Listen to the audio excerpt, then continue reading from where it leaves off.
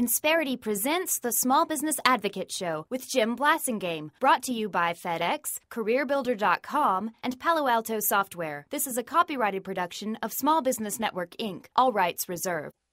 And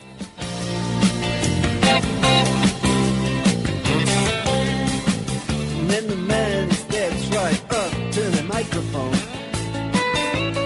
We're back, 7 till the hour. Thank you very much for staying with me. I'm Jim Blasingame, having a great visit with our friend Frank Lavin, great member of our Brain Trust, global CEO of Export Now, exportnow.com. Folks, I encourage you to check it out and learn more about how you can get your products, the things that you sell in front of the middle class in China. Remember what I said a minute ago? The size of the middle class in China is the size of the entire population of the United States, right, Frank? Yeah, Jim, can I just give you one statistic? We're on the largest e-commerce platform in the world, Tmall.com, 5 letters, Tmal.com, Tmall, and it's all in Chinese, but go ahead and look it up. But the point is the number of registered customers on Tmall, 400 million registered customers on this e-commerce site. So it's the largest shopping mall in the world, the biggest phone book in the world, the biggest billboard in the world, and it's a real pleasure. What about books? Do they buy books on that site? Yeah, you can find books on that site as well. It's not primarily a bookstore. I've said that. It's not. There are other sites that are primarily bookstores, but you can find books on that site. Absolutely. Right. Well, if I have a product. I said something a minute ago. If my packaging is in English, but what about the instruction book? Does that need to be? Does that need to be in Chinese? We will translate that. We will translate that. But I'll say this: okay. and we do products with instructions now, but be careful about. I wouldn't start with the most complicated products. The products need a lot of assembly and a lot. My advice is don't start with those. Start with the simpler products. Now, give us an idea. If I wanted to, let's say I've got some kind of a product that's fairly unique, and I think that, we think that the Chinese will like it a lot, and I want to get started. What would it be? Just a rough estimate, just an average cost in the first 90 days, 6 months or so to get established. What would you think would be my capital commitment? The entire capital commitment to post your product on the site, get that label on there, get in the bins, get your webpage up, everything, just to get started is $3,000 US. So for $3,000 US, you're online in China.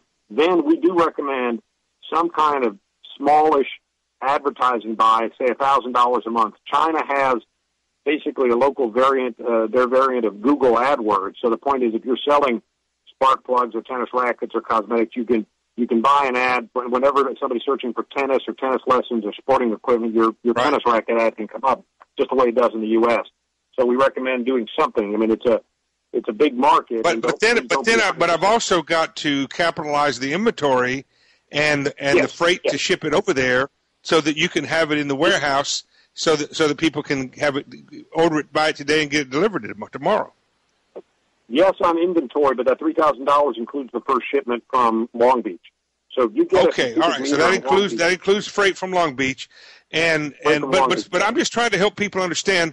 You can't do this for $50, but it's also not $50,000. Yeah, but also think about this, Jim. Think about 10 years ago, somebody might go to a business in the United States and say, "I will put up your own web page so you can sell online here in America," and just designing that web page might cost $500 or $1,000. There's no question. No question.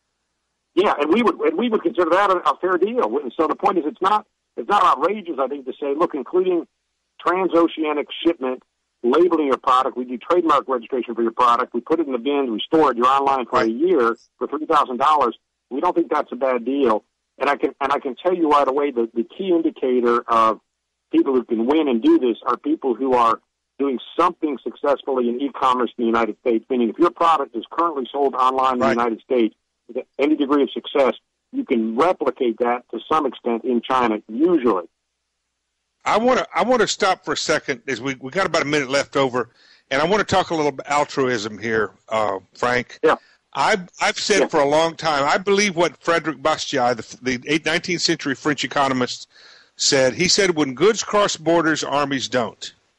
If we do business with China, when somebody in Peking buys something from Peoria, Frank, that's good for the future of planet Earth. When a small business owner connects with a consumer, a small business owner in Peoria connects with a consumer in Peking, that's good for planet Earth. And I think that's another just a little benefit you get from this. What do you think, Frank?